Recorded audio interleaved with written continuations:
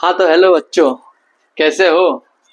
आशा करता हूँ कि आप सब एकदम मस्त हो, पढ़ाई अच्छी चल रही है, फैमिली में भी सब अच्छे हैं और किसी प्रकार की दिक्कत का आप सामना नहीं कर रहे हो आपके पेरेंट्स के होते हुए, और होना भी नहीं चाहिए। ठीक है, तो आज मैं लेकर आया हूँ हमारा टॉपिक जिसका नाम है how to represent √2, √3, √5 on number line. ये थोड़ा सा ट्रिकी क्वेश्चन होता है, थोड़ा सा हार्ड लगता है, इत्तू सा हार्ड लगता है, लेकिन आ जाएगा। थोड़ी सी चीजें हैं जो समझनी है, उसके बेस पर आप कर सकते हो। तो देखो, √2 को नंबर लाइन पर रिप्रेजेंट करना है, √2 को नंबर लाइन पर रिप्रेजेंट करना है। चलो एक काम करते हैं, मैं लेता हूं एक नंबर लाइन, ये रही मेरी नंबर लाइन। नंबर लाइन क्या होता है? नंबर लाइन आप 8th क्लास में सीख चुके होंगे कि नंबर लाइन वो लाइन होती है जिसपे हम नंबर्स को रिप्रेजेंट करते हैं। तो ये मैंने कर दिया नंबर्स को रिप्रेजेंट, 0 से शुरू किया और ये वैल्यू जाती है अप टू माइनस इनफाइनाइट। लेकिन हमें अभी जिस वैल्यू की जरूरत है उतना हम लेंगे। जैसे यहाँ √2 दिया है ना, तो 2 तक ही ले लो तो भी चलेगा, जरूरी नहीं है 4, 5, 6, 7, 8, 10 लिखना है, नहीं, 2 तक लिख लो, ये सफिशिएंट होगा हमारे लिए। तो देखो, नंबर लाइन पे रिप्रेजेंट करना है, √2 की वैल्यू होती है 1.414 या फिर 41 लिख दो ओनली।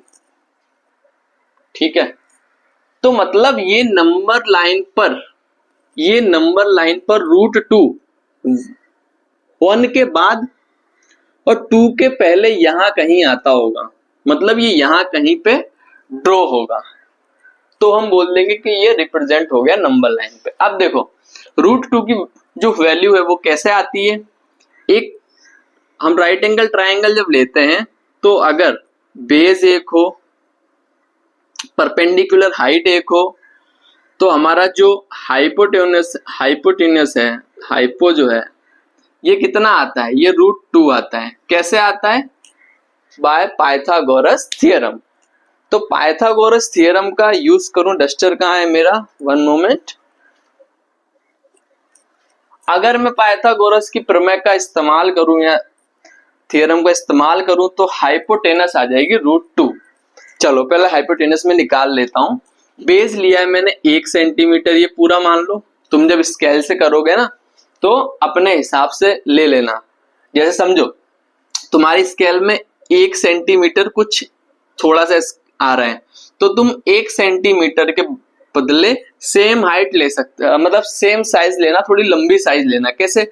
जैसे मैंने 1 सेंटीमीटर इतना लंबा लिया है, तो तुम भी इतना लंबा ही 1 सेंटीमीटर ले सकते हो, लेकिन ध्यान रखना कि आगे वाली जो साइज है वो भी सेम हो। जितना तुम यहाँ लोगे उतना ही आगे टुकड़े टुकड़े में लेते जाना। ले लिया मैंने, ये हो गया मेरा 1 सेंटीमीटर। ये मैं समझ लूं कि ये बेस है, बेस ऐसा ही होता है ना। चलो मैंने मान लिया कि 1 सेंटीमीटर का बेस है। अब मुझे 1 सेंटीमीटर की परपेंडिकुलर हाइट चाहिए। तो परपेंडिकुलर हाइट निकालने के लिए हमें एक चीज पता है, जब आप कंपास लोगे तो उसको यहां पे रखना, यहां से ये जो पूरी लाइन है इसकी हाफ जितनी साइज लेना और फिर उसको घुमाना कंपास को। तो यहां घूमेगा एक बार और एक बार यहां घूमेगा। ठीक है, मतलब ये होगा तो पूरा ही ऐसा, लेकिन हम इतना बता रहे हैं। ठीक है, यहां से फिर यहां से एक बार मानना चाप, एक आर्क मानना और यहां से मानना, तो ये तुम्हारा परपेंडिकुलर आ जाएगा यहां से। या फिर इससे भी इजी तरीका मैं बताऊं,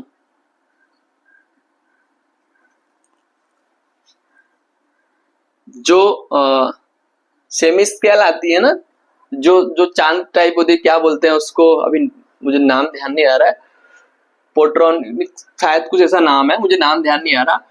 उसकी हेल्प से ऐसा होता है। ठीक है, यहाँ पे एक लाइन ऐसी होती है, फिर ऐसे ऐसे ऐसे मुझे नाम ध्यान नहीं आ रहा, बट मैं आपको थोड़ा याद करा रहा हूँ। तो ये जो लाइन होती है ये परपेंडिकुलर ही होती है, तो इसको उठा के यहाँ रखना, और जो इसका जो सेंटर वाला पार्ट है ना इसको यहाँ रखना। तो एक लाइन तुम क्या करोगे, जो यहाँ पॉइंट है ना, ऐसे लाइन तो खींच नहीं पाओगे, तो पॉइंट यहाँ पे ले लेना। जैसे मैंने रखा और मैंने देखा कि यहाँ एक लाइन परपेंडिकुलर की लाइन यहाँ से खींच सकती है, तो मैंने यहाँ से परपेंडिकुलर खींचा। अब क्या करना है, ये साइज मैंने 1 सेंटीमीटर ली है, तो इतनी ही साइज यहां भी ले लो, उतनी ही साइज हो गई। ये तो मतलब यहां से 1 सेंटीमीटर ये हो गई, 1 सेंटीमीटर ये हो गई। जस्ट मैं लिख रहा हूं, ऐसा एग्जाम में लिखना मत। ये हो गया बेस, ये हो गई परपेंडिकुलर हाइट, क्योंकि हमने 90 डिग्री का यहां से एक लाइन खींची है। अब जब तुम इसको कनेक्ट करोगे तो ये जो हाइपोटेन्यूस है इसकी वैल्यू आ गई √2। इसकी वैल्यू क्या आ गई, इसकी वैल्यू आ गई √2। अब जब इसकी वैल्यू √2 आ गई तो क्या करना, तुम्हें कंपास लेना है, यहां से कंपास से ये वाली साइज लेना, इतनी साइज लेके एक आर्क खींचना। जब तुम आर्क खींचोगे तो वो आर्क ऐसे जाएगी, ठीक है, हल्की सी आर्क,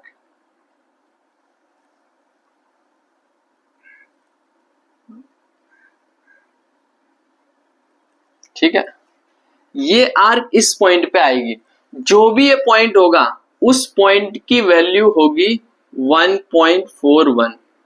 अगर आपको यकीन ना हो तो मेजर करके देखना, जब आप बुक पे ड्रॉ करो ना, नोट पे ड्रॉ करो, तो मेजर करके देखना, यही हाइट आएगी। अब इसका नाम दे देते हैं, इसको नाम देते हैं A, ये पॉइंट को नाम B, ये पॉइंट को नाम C।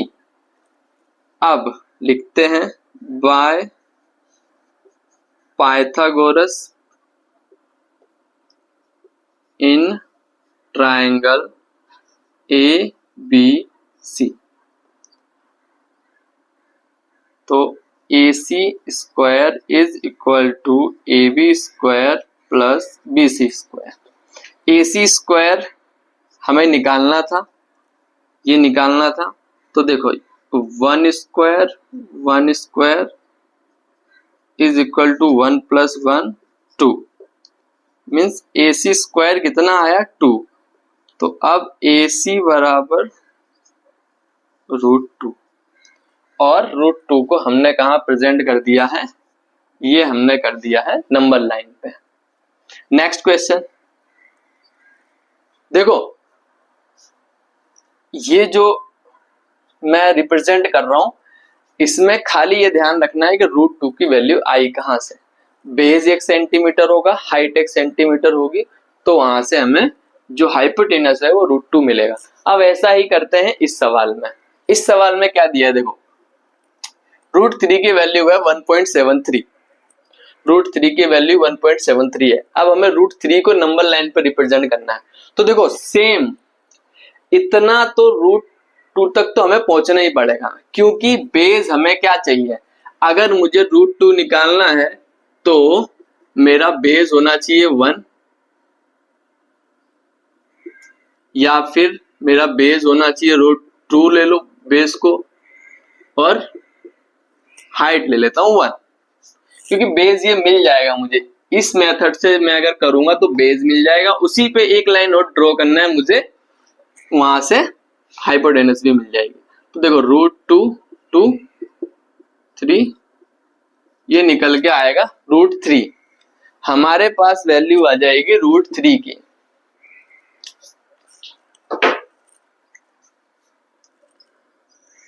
एक नंबर लाइन ली मैंने, 0 1 2 3, जहां तक ये हो वहां तक की वैल्यू मैंने ले ली, आप इससे छोटी भी ले सकते हो। चलो 1 सेंटीमीटर ये, फिर एक 90 डिग्री की मैं लाइन बनाऊंगा 1 सेंटीमीटर की, और ये हो जाएगी वैल्यू √2। अब यहां से एक सीधी लाइन है, कितनी चाहिए? 1 सेंटीमीटर की मुझे लाइन चाहिए, 1 सेंटीमीटर की लाइन। तो 1 सेंटीमीटर की मुझे मिल गई लाइन। अब अगर मैं इसका परपेंडिकुलर निकालूंगा तो ये आएगा √3। क्या है? A B C D, ये 90 डिग्री है, तो ये हुआ हाइपोटेनस। ये 90 डिग्री है, ये हुआ हाइपोटेनस √3। अब हमें क्या करना है? देखो √3 तो हमें मिल गया, कैसे मिला समझ गए? हाइपोटेनस पाइथागोरस का यहाँ रूल लगाया और 90 डिग्री ये भी था। जब ये 90 डिग्री था तो पाइथागोरस से इसका स्क्वायर मिलेगा 3 का स्क्वायर करेंगे तो हाइपोटेनस का स्क्वायर आ जाएगा हमारे पास।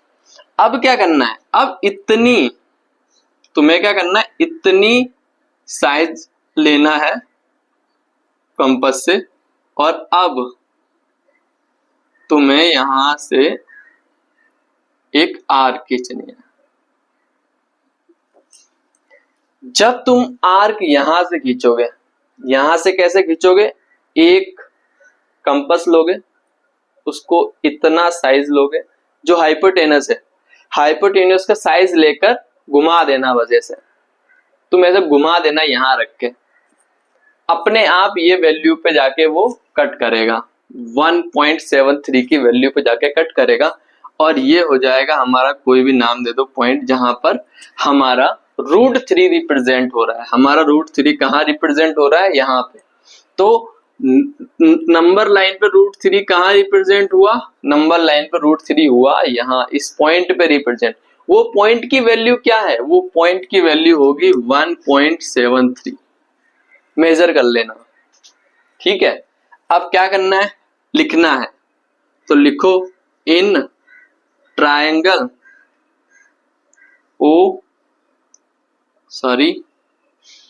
ABC बाय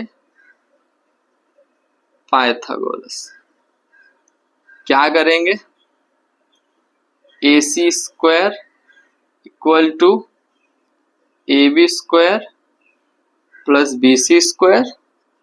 तो AC स्क्वायर क्या आएगा? AB स्क्वायर, AC स्क्वायर आएगा 2, और AC क्या आएगा? √2।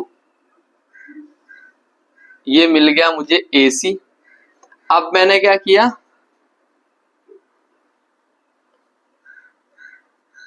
Draw perpendicular